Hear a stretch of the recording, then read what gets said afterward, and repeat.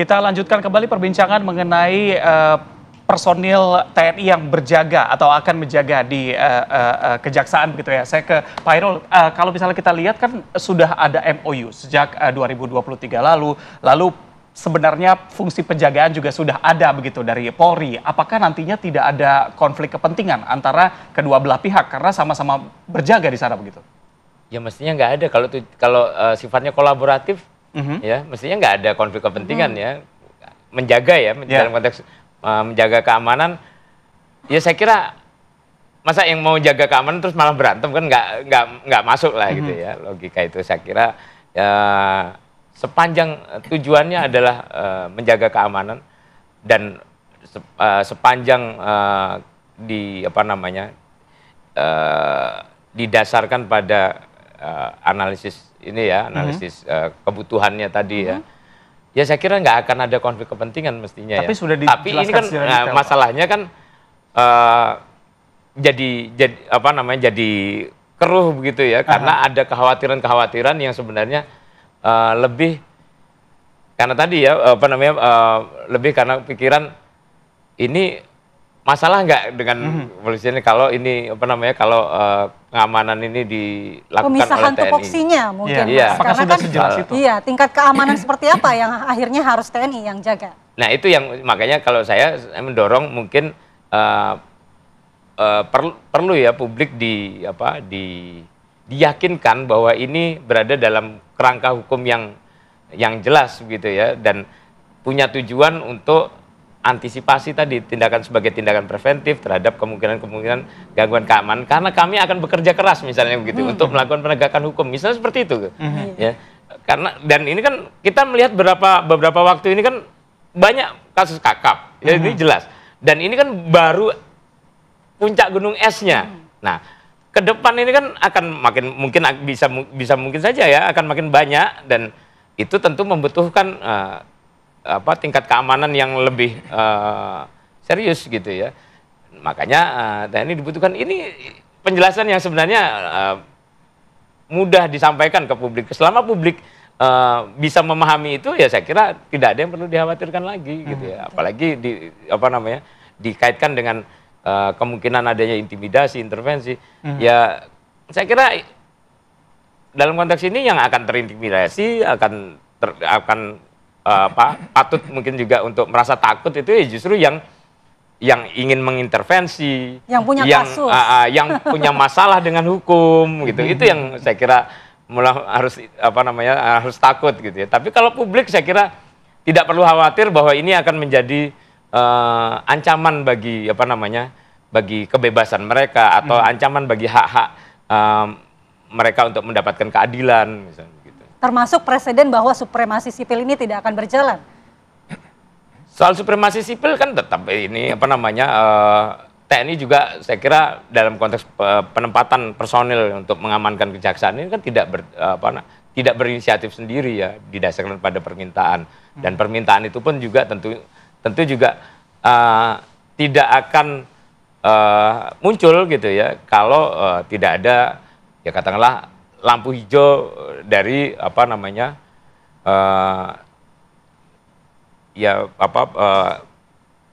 pemegang kekuasaan, misalnya presiden misalnya gitu ya. Saya kira ini sesuatu yang ya nggak offset lah gitu ya. Oke, kan kita lagi-lagi membahas mengenai persepsi publik begitu ya. Kalau saya ke Pak Iskandar sudah ada jaminan bahwa ini tidak akan mengintervensi dalam proses hukum. Tapi bagaimana untuk meyakinkan publik?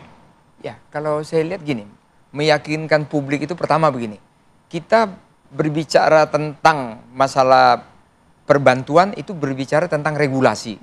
Nah, regulasinya sudah jelas ya. Regulasi ini saya ulangi, regulasinya sudah jelas. Undang-Undang 3 2025 pasal 7. Di situ ada objek vital nasional. Nah, ini saya menghimbau. Memang di tabel, ini jujur kita buka semuanya. Di tabel itu kejaksaan tidak muncul di situ. Ya? Tidak termasuk berarti. Tidak termasuk. Alangkah indahnya itu ada proses kok untuk menjadikan dia didaftarkan menjadi objek vital nasional bisa melalui prosedur, mekanisme. Nah, kalau ini saya juga agak rancu ini bagaimana? Apakah ini dia setingkat dengan kementerian lain? Seperti contohnya Kementerian SDM itu mengeluarkan apa itu istilahnya konfirmasi tentang ini objek vital nasional. Kalau dia mengeluarkan listrik, kalau dia dan lain sebagainya. Nah ini keamanan ini tentunya harus segera. Ini saya usulkan kepada Kejaksaan Agung agar dia masuk di dalam tabel. Jadi sehingga tidak ada apa ya konflik lagi bahwa ini sesuai dengan aturan, sesuai dengan regulasi. Berarti Kejaksaan Agung bisa mengusulkan menjadi objek vital objek nasional. vital nasional. Namun kalau saya lihat ini mungkin akan ke sana. Kenapa? Ditandai dengan MOU dulu. MOU nanti akhirnya oh ini perlu jadi objek vital nasional. Ini yang saya sampaikan pertama. Terus kedua, tadi masalah saya tambahkan Pak Fahmi, ini ada statement dari Kapolri kok Pak Sigit mengatakan dengan adanya ini bahwa sinergitas TNI dengan Polri semakin baik, semakin kompak. Itu ada statementnya. Jadi begitu saya baca, oh ini tidak ada hal-hal yang akan digarisbawahin ataupun lain sebagainya, tidak ada. Akan lebih sinergitas akan lebih baik katanya demikian. Baik Pak Iskandar, yang cukup menarik adalah ketika memang nanti sudah keluar atau sudah diterbitkan sebagai objek vital nasional, apakah ini berlaku secara nasional atau hanya lokasi-lokasi tertentu saja? Apakah seluruh kantor Kejaksaan Tinggi, kantor Kejaksaan Agung harus dijaga oleh personil TNI? Kalau objek vital nasional itu automatically ya dijaga. Selama ini semua objek vital nasional dijaga oleh saudara kita polisi. Saya selalu aku ngomong gini, aku tidak ada benci kepada siapapun. Kenapa? Mertua saya juga polisi kok. Jadi aku ini keluarga polisi juga.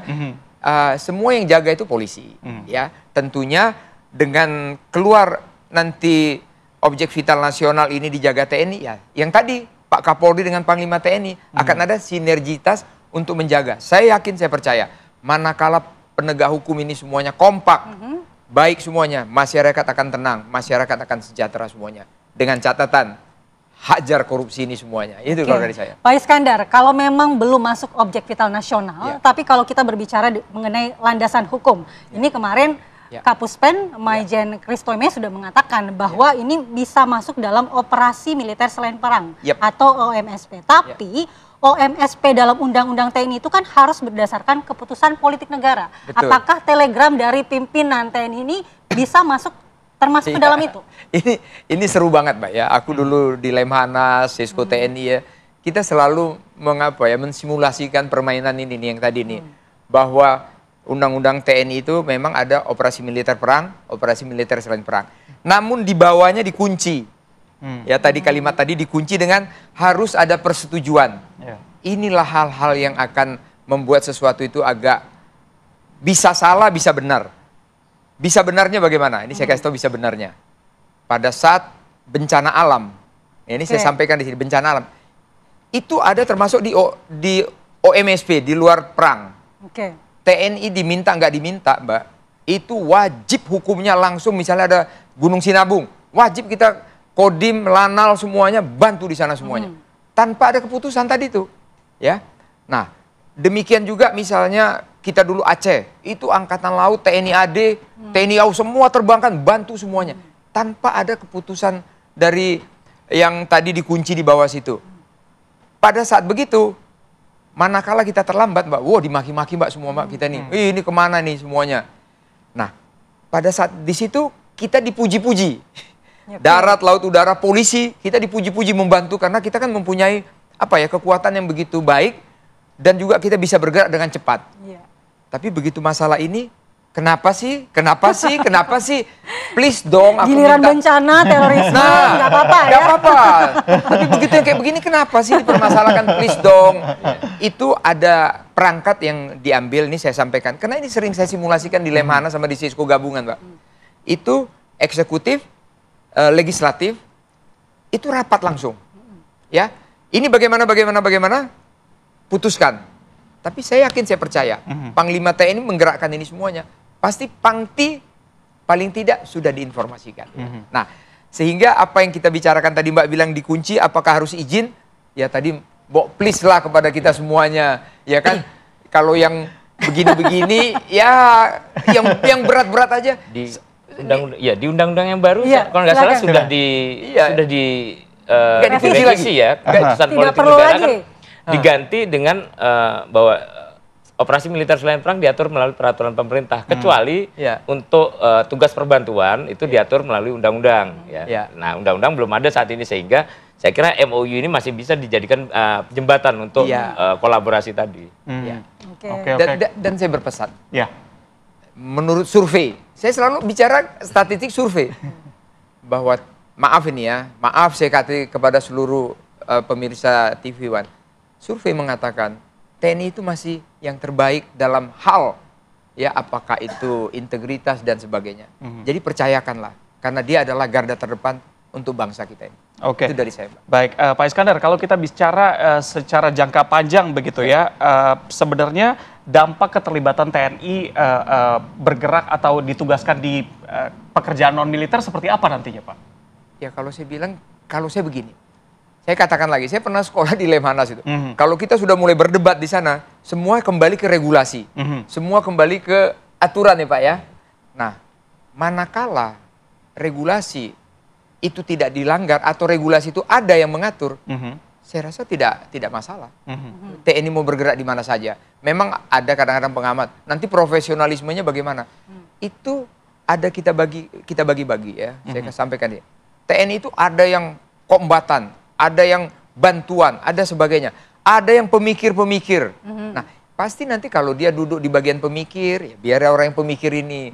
Kalau dia bagian tempur, biarlah dia. Kita itu punya struktur yang sangat-sangat lengkap. Ini yang bisa saya sampaikan di sini.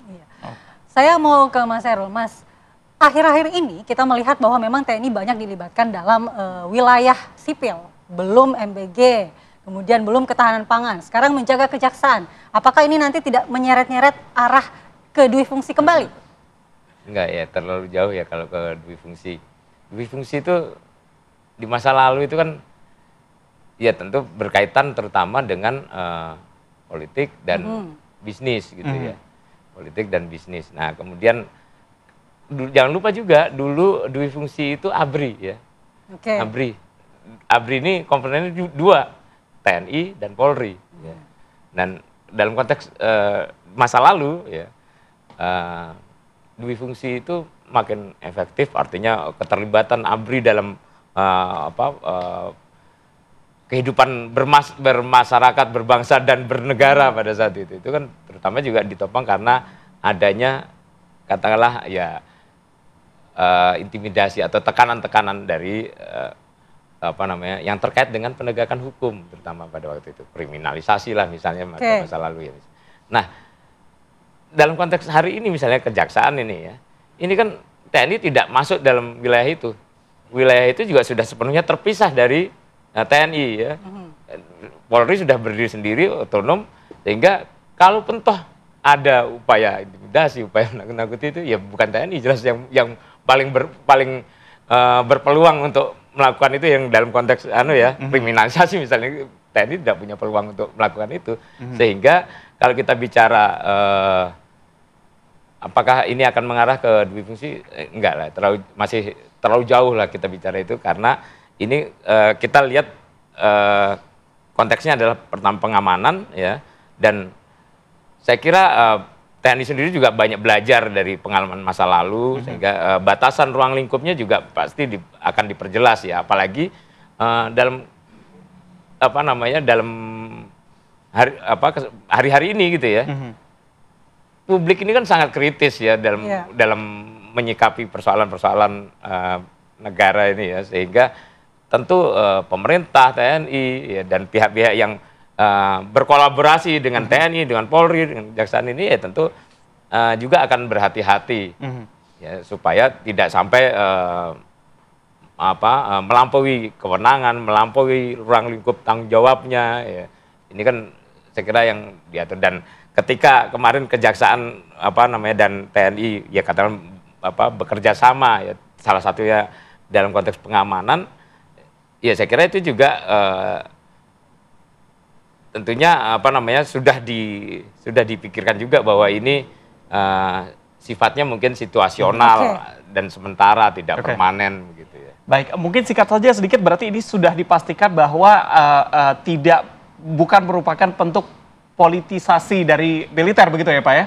Tidak, ini saya kira masih jauh dari ini. Masih jauh dari itu.